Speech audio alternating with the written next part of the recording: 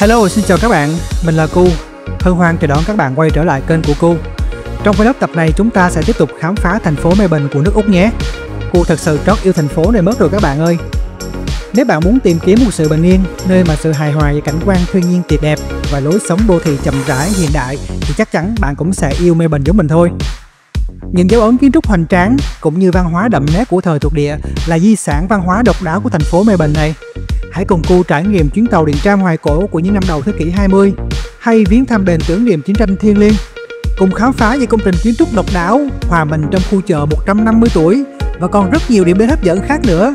Một nhật ký hành trình cực kỳ chi tiết mà bạn có thể tham khảo cho chuyến đi của mình nhé.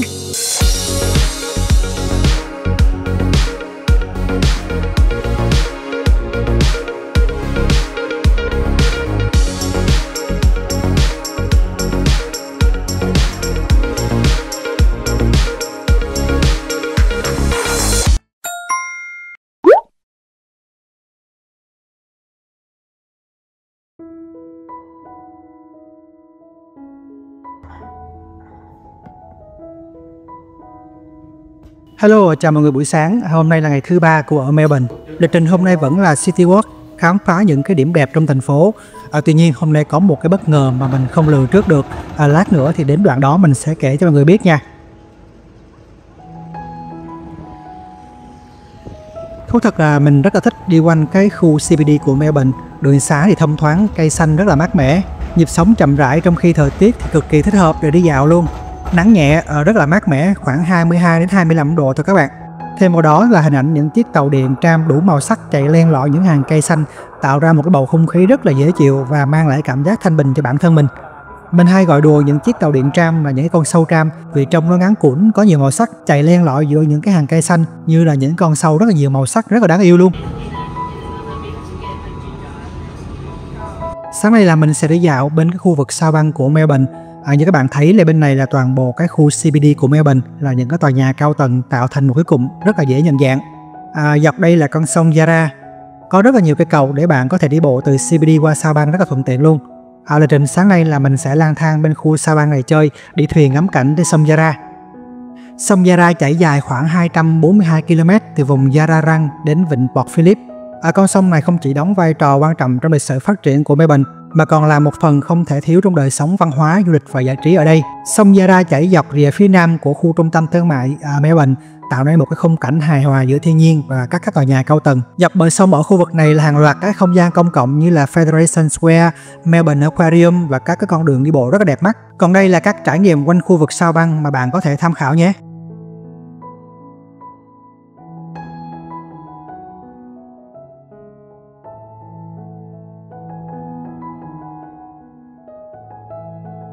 Trước mặt mình là sông Yarra này các bạn, phía bên kia là khu vực sao băng nha. Còn đây là khu Southgate, có thể xem là một cái khu vực nhộn nhịp nhất của khu sao băng này.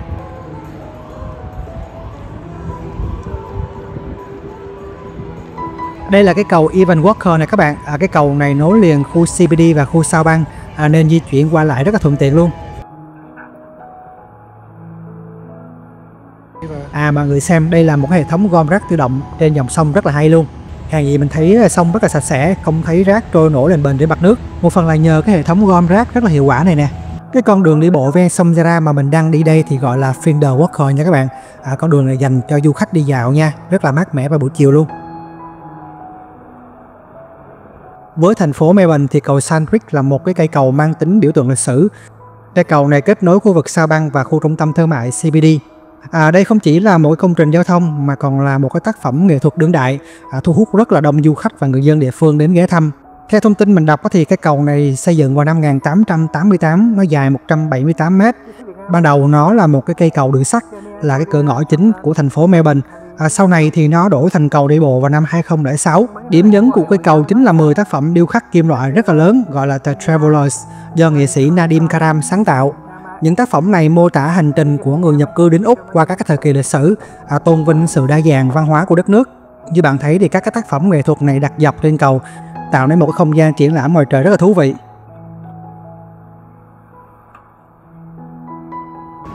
Mình ghé Minimart mua đồ ăn sáng với một cái set bánh mì sandwich, một chai nước suối là 8 đồng Úc và một ly cà phê 3 đồng Úc nữa.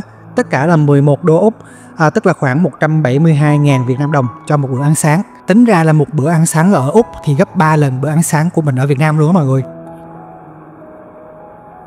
Bất ngờ của ngày hôm nay chính là lúc này đây các bạn, mình thấy rất là nhiều người dân Úc mặc đồ đẹp, đặc biệt là phụ nữ với chiếc nón phong cách Anh rất là ấn tượng. Mình đang còn thắc mắc không biết hôm nay là ngày gì mà mọi người mặc đồ đẹp vậy.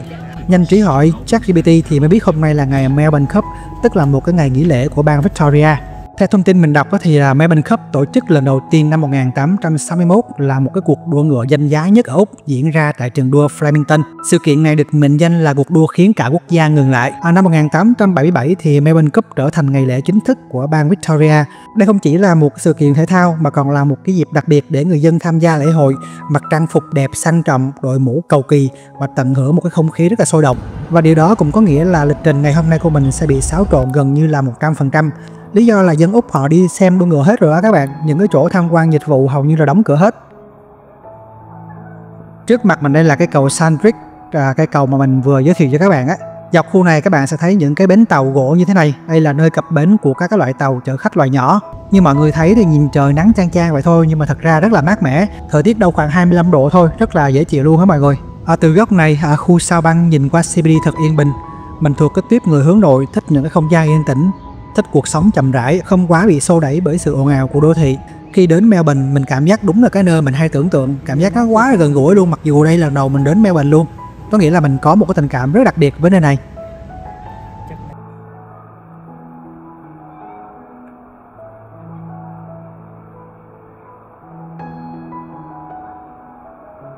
Dọc theo con đường đi bộ ven sông Yarra, mình hướng tới chỗ Southgate để mua vé tàu đi dạo đến sông Yarra. Tuy nhiên như lúc nãy mình có chia sẻ với các bạn thì hôm nay là ngày Melbourne Cup nên mọi hoạt động đều bị đóng cửa hết. Người ta đi xem đua ngựa hết rồi, nên kế hoạch đi tàu đến sông Yarra gần như là hủy bỏ. Nếu các bạn muốn mua vé đi tàu đến sông Yarra thì các bạn có thể mua trực tiếp tại những cái quầy này nha, nằm ngay bến tàu luôn.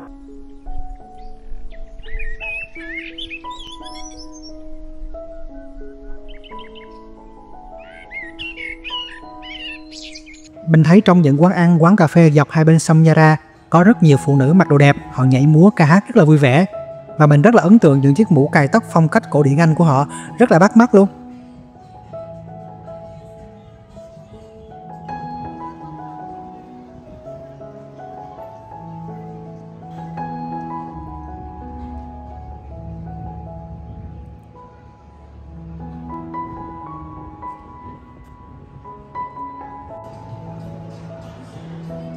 Khu vực đông khách nhất ở sao bang chính là khu vực này nè các bạn, khu này gọi là khu Southgate nha. Kế hoạch đi thuyền trên sông Yarra sáng nay bị phá hủy hoàn toàn, và kế hoạch mới cũng không khả thi lắm do ngày hôm nay ngày lễ nên là hầu hết các cửa hàng, các nơi đều đóng cửa, khá là buồn.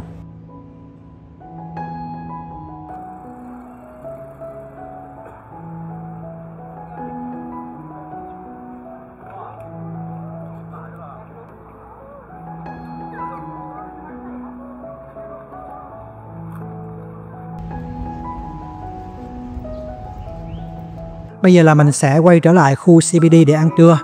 Cái quán mà mình đang hướng đến đó là quán Don Don nằm trên đường Francis nha các bạn.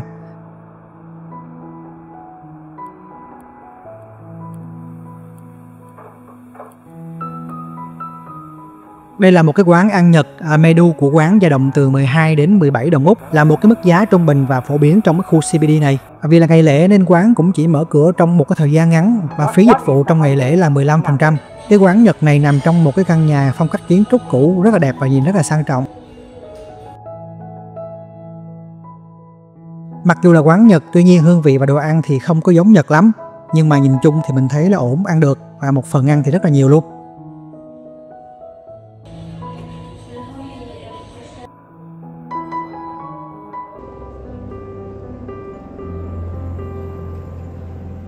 Ăn trưa xong, điểm tiếp theo mình đến là nhà ga Flinders Street Station. Nhà ga Flinders Street Station tọa lạc ngay trung tâm của Melbourne. Đây là một cái nhà ga xe lửa mang tính biểu tượng và lâu đời của Úc, được hoàn thành vào năm 1910. Nhà ga này được xây dựng trên địa điểm từng là một cái ga tàu đầu tiên ở Melbourne và mở cửa năm 1854. Từng là một cái nhà ga bận rộn nhất thế giới vào năm 1920. Flinders Street Station đóng vai trò kết nối các tuyến đường sắt trong khu vực và là điểm gặp gỡ quen thuộc của người dân địa phương và du khách. Với kiến trúc mái vòm đặc trưng và đồng hồ lớn ở phía mặt tiền và phong cách thiết kế Edwardian Baroque, Flinders Street nổi bật với các chi tiết cổ điển như là mái vòm, cửa sổ lớn, họa tiết trang trí phức tạp và các cái tòa tháp cao.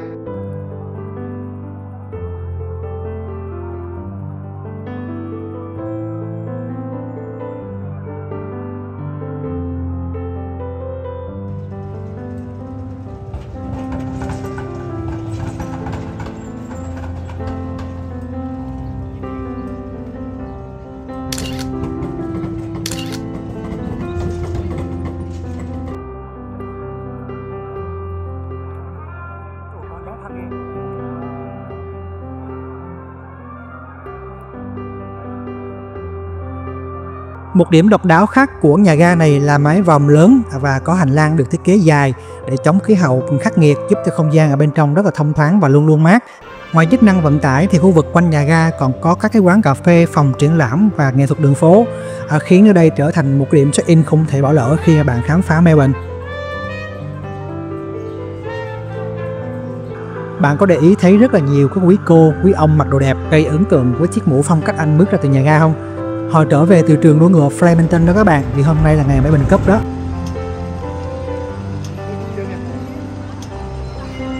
Rồi Flinders Street Station, điểm tiếp theo mình đến là khu Dockland.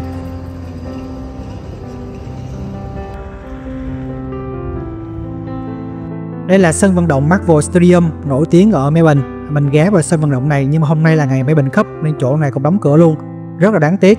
Mình đang ở vị trí này, đó là một cái cầu tàu để ngắm sunset chiều nay. Đi vòng qua đây là Library at the Dock, là một cái nhà sách có tầm nhìn ra cạn rất là đẹp nhưng cũng đóng cửa luôn. Các bạn nhớ lưu lại cái vị trí nhà sách này nha. Nhà sách này có không gian rất là yên tĩnh, tầm nhìn ra vịnh rất là đẹp luôn. Vị trí chỗ này là toilet công cộng. Theo Google thì mình mất gần 30 phút để tìm toilet công cộng. Cuối cùng là mình thấy nó nằm ngay sát ở vị trí này. Mình nghĩ là mọi người tới đây chơi sẽ cần cái thông tin này đó.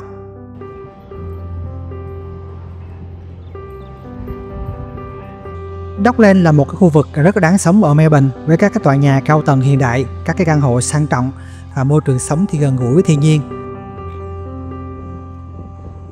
Ngoài ra, nơi này còn được biết đến với cái bến cảng sang trọng, nơi neo đậu của nhiều du thuyền.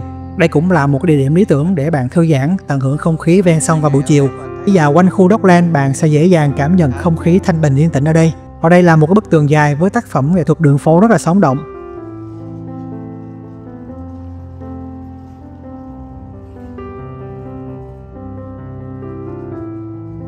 Các căn hộ quanh khu Dockland này có giá rất là đắt đỏ. Căn một phòng ngủ giá từ 500.000 đến 700.000 đô. Căn 2 phòng ngủ có thể lên tới 1,2 triệu đô.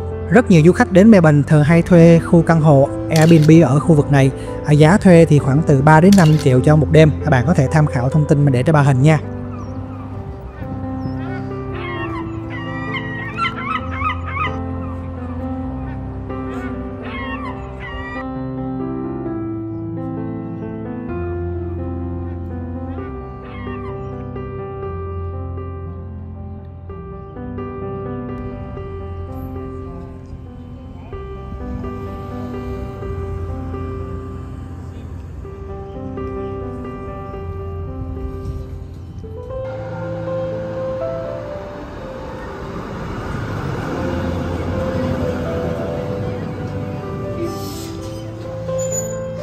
Rồi Dockland, mình đi siêu thị Cô Lê và có vẻ ngày hôm nay trở về khách sạn sớm hơn mọi hôm. Vì có nhiều thời gian thư thả hơn nên là mình cũng đi dạo trong siêu thị lâu hơn. Cô Lê là một trong những cái hệ thống siêu thị phủ khắp nước Úc, trong khu CBD cũng có rất là nhiều cái.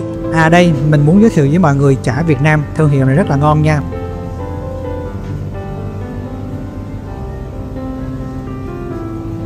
Còn đây là bò viên, nó cũng gần giống như là cái kiểu bò viên bên Việt Nam mình đó mọi người. Con salad này đã rửa sạch rồi, đem về chỉ việc ăn thôi.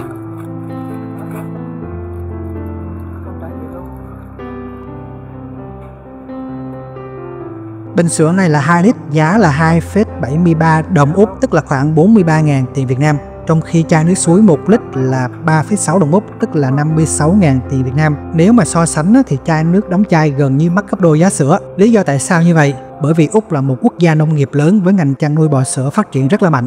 Sữa là mặt hàng thiết yếu nên là rẻ, còn nước đóng chai là mặt hàng không thiết yếu. Bạn có thể uống nước miễn phí ở các cái vòi nước công cộng. Bây giờ thì bạn hiểu lý do tại sao mà nước đóng chai mắc gấp đôi sữa chưa? Và một khảo sát cho thấy là nước đóng chai ở Úc mắc nhất thế giới.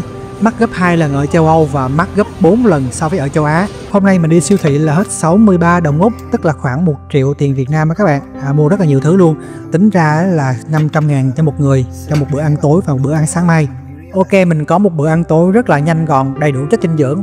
Đây phần ăn buổi tối của mình đây các bạn.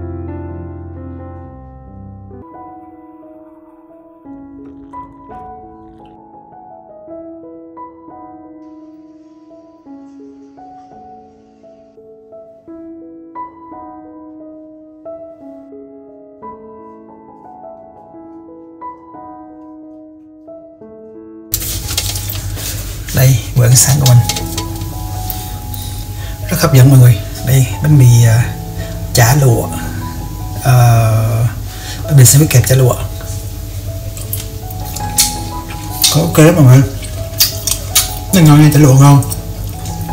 Ở mấy mình mua chả lụa ngon. Thêm miso nữa. Mình mua chai ớt tinh su của Việt Nam ở trên Sydney. Bây giờ về mà nó nhiều quá mọi người, sợ nó lố tí rồi mình không có đem về được. Cái ớt siêu cay nhưng mà nó không có cay bằng cái loại ớt này mình mua ở Việt Nam đây. Đó, rất là ngon.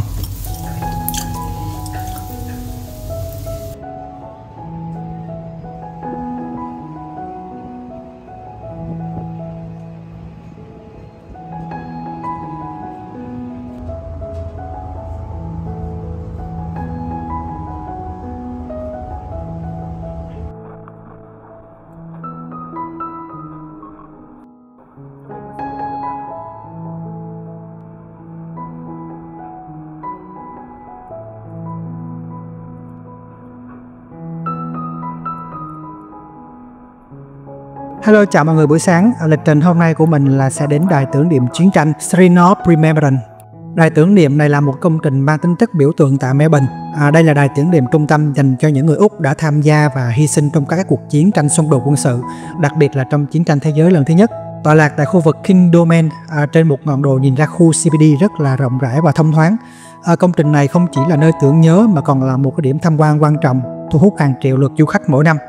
Đây là ngọn lửa Eternal Flame hay còn gọi là ngọn lửa vĩnh cửu.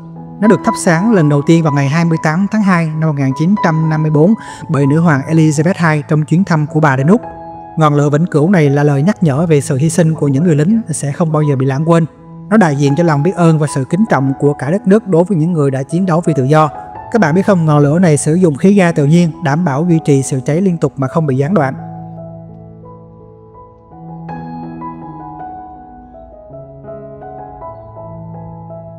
Đài tưởng niệm này được xây dựng để vinh danh những người lính Victoria đã phục vụ trong chiến tranh thế giới thứ nhất, giai đoạn năm 1914 năm 1918.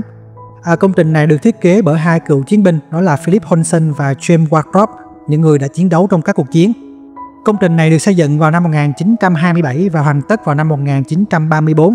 Street of Remembrance được chính thức khánh thành vào ngày 11 tháng 11 năm 1934, đó là ngày đình chiến, với sự tham dự của 300.000 người, một trong những đám đông lớn nhất trong lịch sử của Melbourne. Sau chiến tranh thế giới thứ hai thì đài tưởng niệm đã được mở rộng để tưởng nhớ đến các cuộc xung đột quân sự sau đó, bao gồm cả chiến tranh Việt Nam, chiến tranh Triều Tiên và các chiến dịch khác.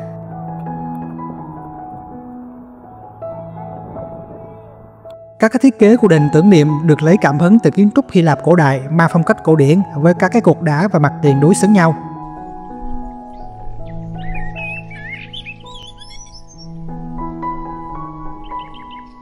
Từ vị trí của đền tưởng niệm, bạn có thể nhìn thấy phía xa xa kia là khu trung tâm CBD đó các bạn.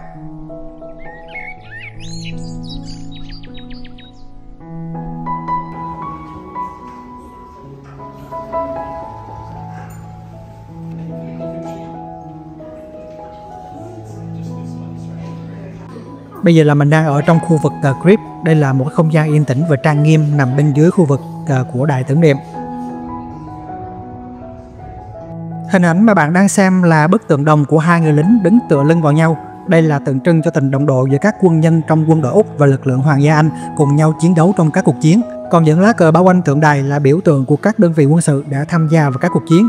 Điều này thể hiện lòng kính trọng và ghi nhận công lao của các đơn vị này trong lịch sử quân đội Úc. Khu vực The Crypt là một trong những điểm tham quan chính của đền tưởng niệm. Nó mang ý nghĩa lịch sử và giáo dục sâu sắc cho cả du khách trong và ngoài nước. Đây là khu vực trưng bày, lưu giữ các hiện vật từ thời chiến, giúp bảo tồn lịch sử và giáo dục cho các thế hệ sau về các cuộc chiến tranh mà Úc đã tham gia.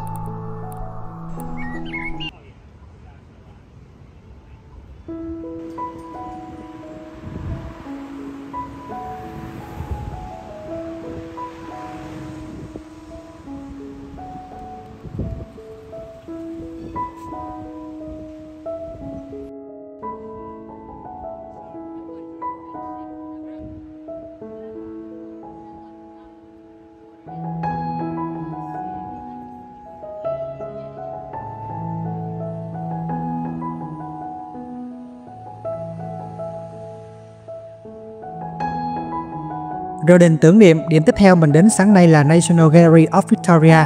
Cái điểm này nằm gần khu CBD nên là cùng hướng về trung tâm khách sạn luôn các bạn. National Gallery of Victoria là một cái bảo tàng nghệ thuật lớn và lâu đời của Úc nằm ở Melbourne. Đây là một điểm đến không thể bỏ qua nếu là bạn yêu thích nghệ thuật và văn hóa. Khi vào các bảo tàng phòng trưng bày ở Úc thì mọi người bắt buộc đều phải gửi hành lý lại nha.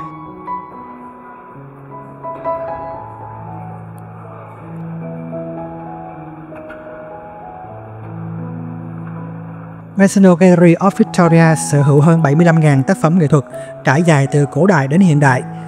Nghệ thuật quốc tế thì có các tác phẩm nổi tiếng của các danh họa như là Rembrandt, Picasso, Monet hay là Andy Warhol. Còn nghệ thuật Úc thì bao gồm các tác phẩm của các nghệ sĩ bản địa và các nghệ sĩ hiện đại của Úc.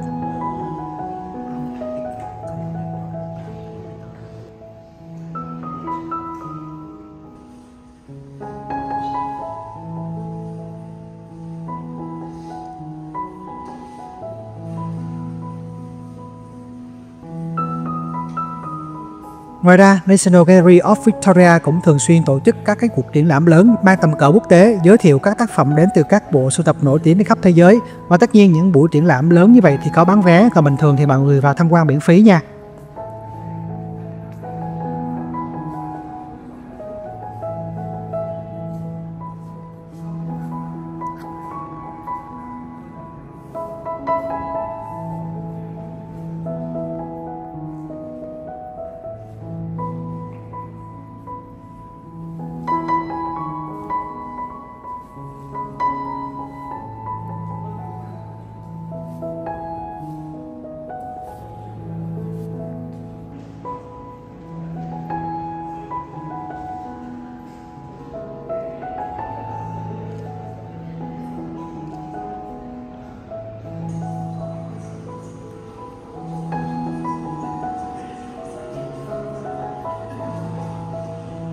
Chỗ này gọi là Great Hall, cái trần nhà bằng kính màu, nằm ngửa và ngắm trần kính rất là đẹp luôn.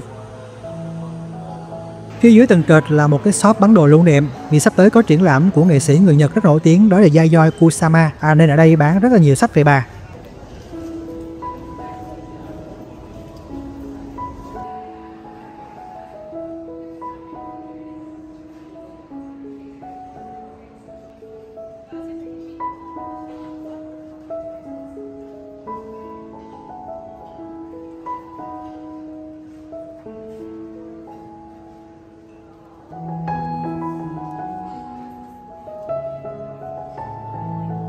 Bây giờ thì là mình quay trở lại khu CBD để ăn trưa, và quán ăn mình đến ngày hôm nay là quán Udon Yasan, một quán mì Hàn Quốc rất là nổi tiếng trong khu CBD.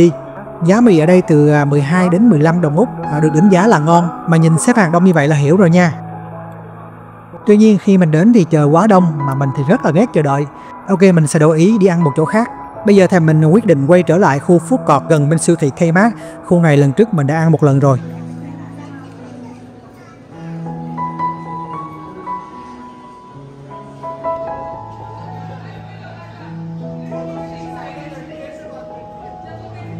Trong cái khu food court này có rất là nhiều quán. Bữa trước là mình ăn quán cơm tấm Việt Nam, bữa nay mình sẽ đổi qua món cơm gà Mã Lai. Ăn cũng được lắm mọi người.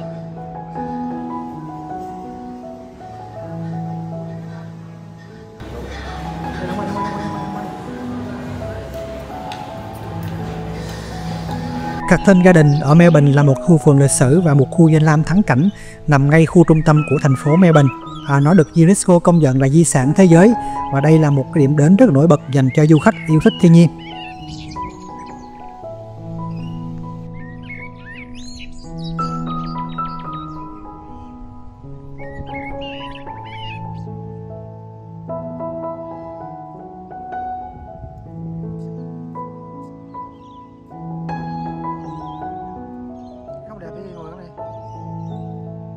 Khu vườn này được thiết kế vào thế kỷ 19 với những con đường lát đá cuội, những hàng cây cổ thụ lâu năm, cảnh quan thì rất là yên tĩnh và thanh bình. Đây là một ví dụ điển hình cho phong cách thiết kế các khu vườn thời kỳ thuộc địa Anh. Bạn có thể picnic, đọc sách thoải mái trên các cái thảm cỏ xanh mướt này. Còn đây là cái khu vực đài phun nước Hogger Tail nằm ngay trung tâm của khu vườn. Đài phun nước này mang phong cách cổ điển châu Âu với các cái chi tiết điêu khắc rất là tinh xảo, là nơi rất yêu thích để du khách chụp ảnh. Đặc biệt khi đến khu vườn này vào mùa thu, bạn sẽ chứng kiến một khung cảnh nên thơ lãng mạn vô cùng khi lá cây chuyển sang màu vàng trong khu vườn này rất là đẹp luôn.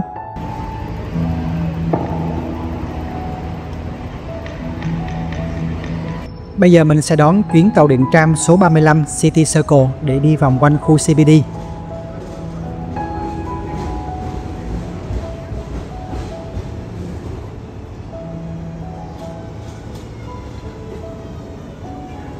Tuyến tàu điện tram số 35 này sẽ đi theo lộ trình vòng tròn, đi ngang qua các cái điểm văn hóa lịch sử nổi tiếng của CBD.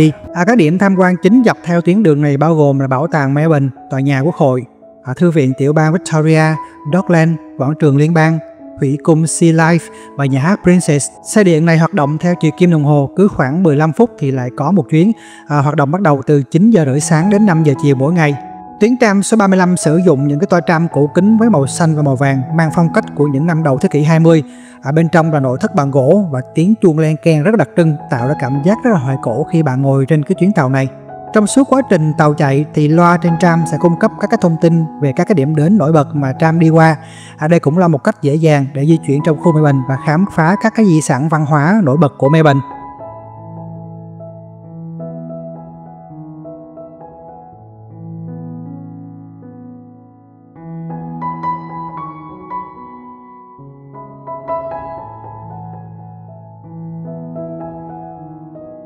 Sau chuyến tram số 35 City Circle thì mình quay trở lại khu Harbour Hall nằm phía bên South Bank với cái tầm nhìn ra sông Yarra và cầu Princess vào buổi chiều rất là đẹp và bình yên. Ở chỗ này thì vắng vẻ, yên tĩnh, nằm bên cạnh bờ sông luôn, nên cô chắc chắn rằng là bạn sẽ có một buổi chiều mang đậm không khí của Melbourne. Đó là một khoảng thời gian êm đềm và tĩnh lặng mà mình rất là thích. Mình thật sự muốn quay trở lại khoảnh khắc lúc này quá mọi người ơi. Nó đẹp, thơ mộng và bình yên đến lạ lùng luôn.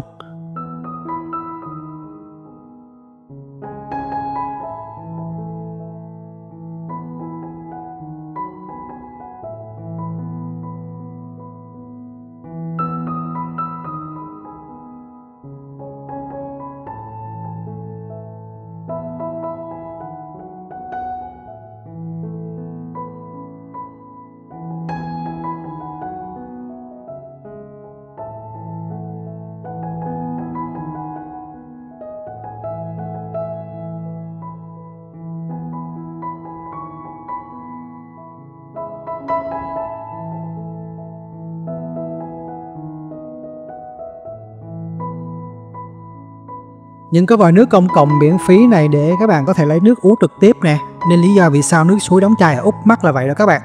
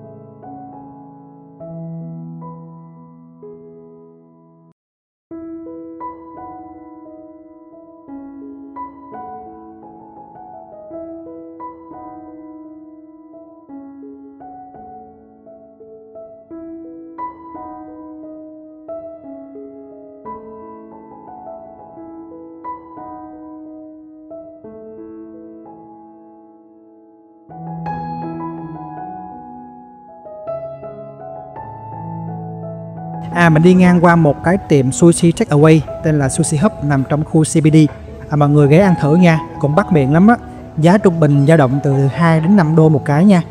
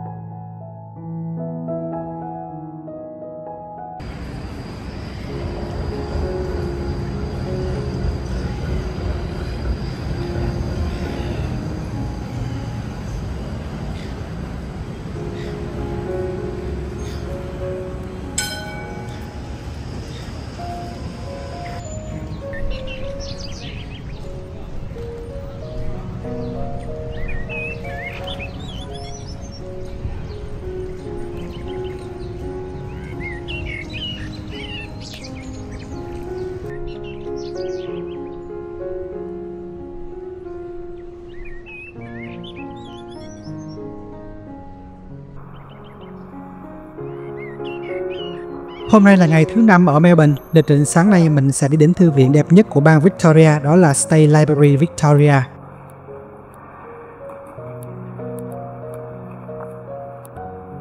Library Victoria được thành lập vào năm 1854, là một cái thư viện công cộng lâu đời nhất tại Úc và nằm trong số những cái thư viện công cộng lâu đời nhất trên thế giới luôn á các bạn. Với hơn 160 năm lịch sử thì nơi đây không chỉ là một cái điểm đến cho những người yêu sách mà còn là một cái biểu tượng văn hóa và kiến trúc nổi bật của thành phố Melbourne.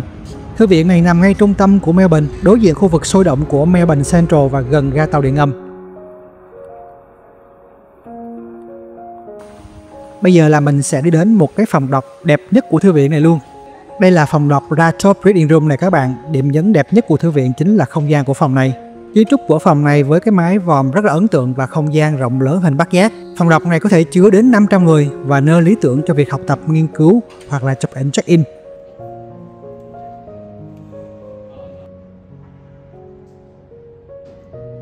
Đây cũng được xem là một trong những phòng đọc đẹp nhất thế giới. Khi mới thành lập thì thư viện này mang tên là Melbourne Public Library và được xây dựng để phục vụ cho cộng đồng, cho công chúng và không phân biệt tầng lớp. Qua nhiều năm thì State Library Victoria trở thành một biểu tượng có sự phát triển văn hóa và giáo dục của Melbourne.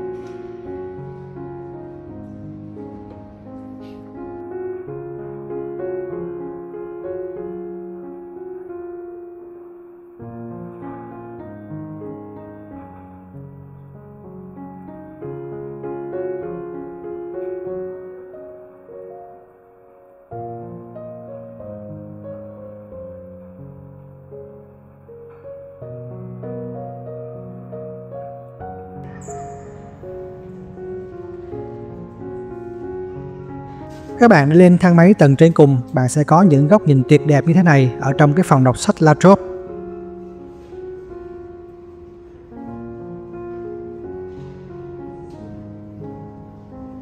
Bây giờ là mình sẽ di chuyển qua một cái phòng đọc khác nha. Ở đây có rất là nhiều phòng đọc phục vụ cho rất nhiều mục đích khác nhau của người đọc sách. So với phòng đọc Ratop Reading Room cổ kính thì phòng đọc Redmond Berry mang lại một cái phong cách hiện đại hơn, bố trí khoa học và tạo một cái sự thoải mái tối đa cho người sử dụng. Ghế ngồi thoải mái, bàn lớn có ổ cắm điện phù hợp cho các nhu cầu học tập, nghiên cứu hoặc là làm việc từ xa. Ở đây cung cấp wifi miễn phí cùng các cái tài nguyên về sách rất là phong phú. Hệ thống các kệ sách ở đây là một cái không gian mở với hàng ngàn đầu sách và tài liệu tập trung vào các cái chủ đề hiện đại như là khoa học, công nghệ, kinh doanh và nghệ thuật. Redmond Berry là một cái nhân vật quan trọng trong lịch sử của bang Victoria. Không chỉ sáng lập thư viện mà còn có một cái vai trò rất lớn trong việc phát triển hệ thống giáo dục và pháp lý của tiểu bang Victoria. Phòng đọc này được đặt tên là Redmond Berry để tôn vinh những cái đóng góp của ông.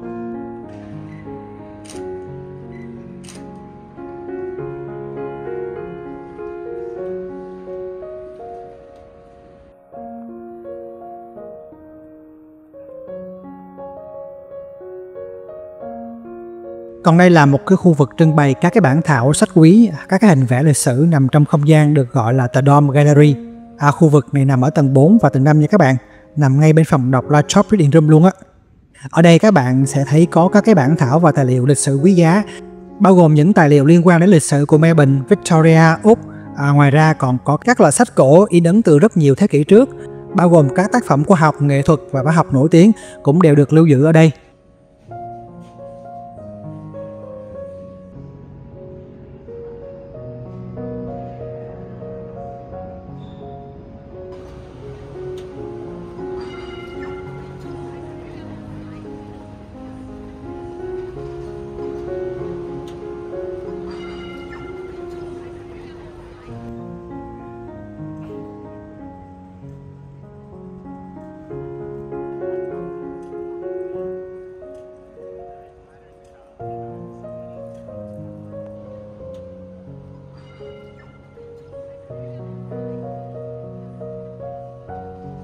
Rồi thư viện mình đi đến điểm tiếp theo sáng nay, đó là Queen Victoria Market, một ngôi chợ cổ lâu đời nằm trong khu CBD.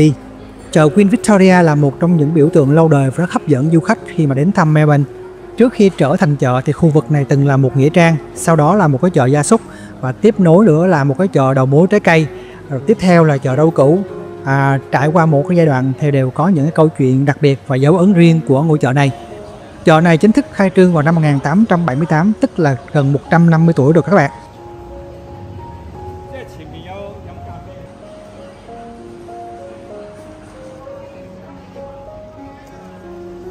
Ngày nay Queen Victoria Market không chỉ là một cái chợ lớn nhất mà là còn là nơi nguyên giữ rất là nguyên vẹn những cái nét kiến trúc và văn hóa của các cái chợ đầu thế kỷ 19 tại Melbourne. Melbourne được mệnh danh là một thành phố của các chợ, rất nhiều chợ nổi tiếng ở Melbourne. Ví dụ như là South Melbourne Market, Brahan Market hay Dandenong Market. Nhưng mà Queen Victoria Market vẫn luôn nổi bật với một cái sự sôi động đa dạng và là một cái điểm đến không thể bỏ qua cho cả người dân địa phương và du khách khi ghé thăm thành phố này. Trong khu vực này người ta bán thực phẩm khô, nho khô, bánh mì, phô mai, mứt, rồi các loại sô-cô-la. Nói chung là những cái đặc sản địa phương thì các bạn có thể tìm thấy ở trong khu vực này.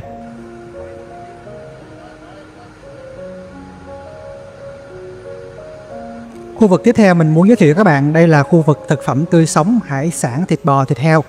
Nằm bên hai khu này làm cạnh nhau nha. Và đặc biệt trong khu vực này bạn thấy có rất là nhiều gian hàng của người Việt, phải nói là đông lắm luôn mọi người. Mình vào đây mình nghe toàn tiếng Việt không à. Bây giờ là mình sẽ đi dạo một vòng quanh khu này xem thử có gì hay ho không nha các bạn.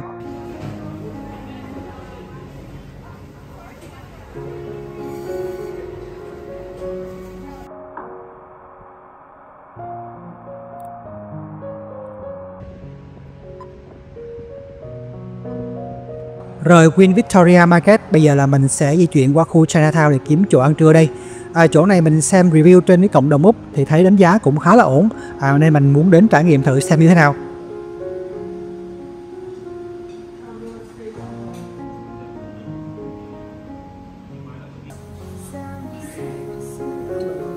Một dĩa cơm như các bạn thấy đây là 15 đô và rất là nhiều cơm và thịt luôn nha. Trải nghiệm của mình thì chỗ này ăn ngon nếu bạn là người miền Tây. Và người miền Bắc hoặc người miền Trung sẽ chê bởi vì ở đây họ nêm nếm rất là ngọt luôn đó mọi người. Tuy nhiên quanh khu vực này mình thấy có rất là nhiều quán nằm cạnh nhau. Các bạn cứ đến khu Chinatown và tìm kiếm quán ăn nha, nhiều lắm luôn.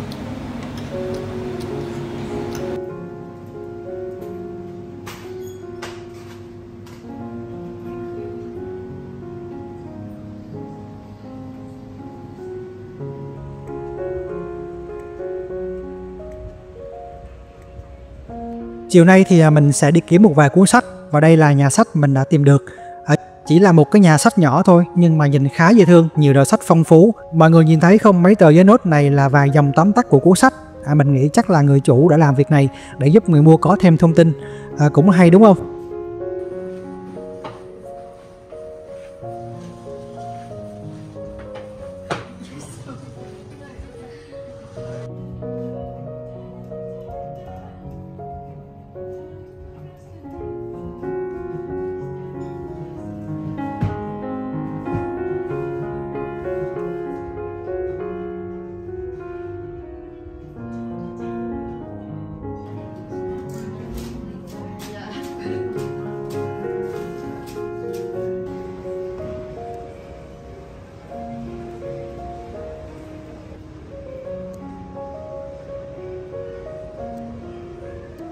Tối nay thì mình sẽ về Việt Nam, vì thế thời gian buổi chiều nay khá là thư giãn.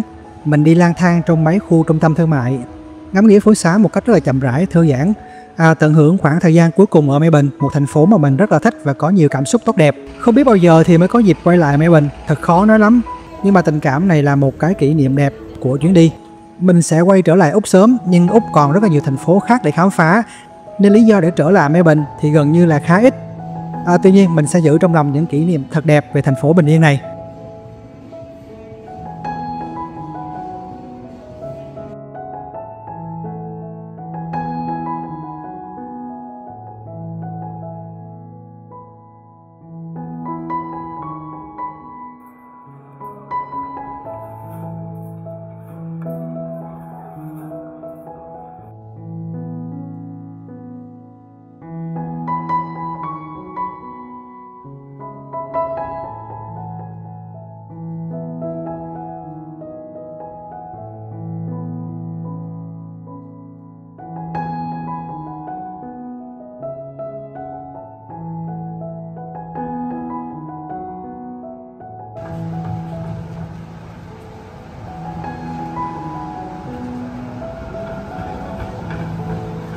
Từ trung tâm Melbourne ra sân bay, thông thường thì bạn sẽ đi Skybus với giá khoảng 25 đồng Úc. Thời gian di chuyển là khoảng 30 phút. Tuy nhiên hôm nay mình sẽ chỉ cho các bạn một cách đi tiết kiệm hơn, chỉ có 5 đồng Úc thôi và tiết kiệm được 20 đồng Úc luôn đó. Cách này thì di chuyển thời gian khoảng hơn 1 tiếng. Tùy nhu cầu các bạn có thể lựa chọn một trong hai cách nha. Đây là khu vực CBD. Còn đây là ga Southern Cross. Bạn sẽ di chuyển tuyến màu vàng đến ga Broadmeadow. Sau đó là bạn sẽ đón tuyến xe bus 902 để đi đến sân bay. Ga Broadmeadow sẽ nằm cùng hướng với lại ga Craigieburn. Các bạn lưu ý bạn hướng dẫn để đúng hướng tàu chạy nha, kẻo đi lộn hướng, vì cái line màu vàng này đi đến 3 hướng khác nhau lận. Đây là cái lối ra của ga Broadmeadow này các bạn. Vừa bước ra khỏi ga rẽ trái, bạn sẽ thấy ngay trạm xe bus tuyến 902 nằm ở đây. Lưu ý là có rất nhiều chuyến 902. Tuy nhiên, cái chuyến mà bạn cần phải đón đó là chuyến 902 Airport nha.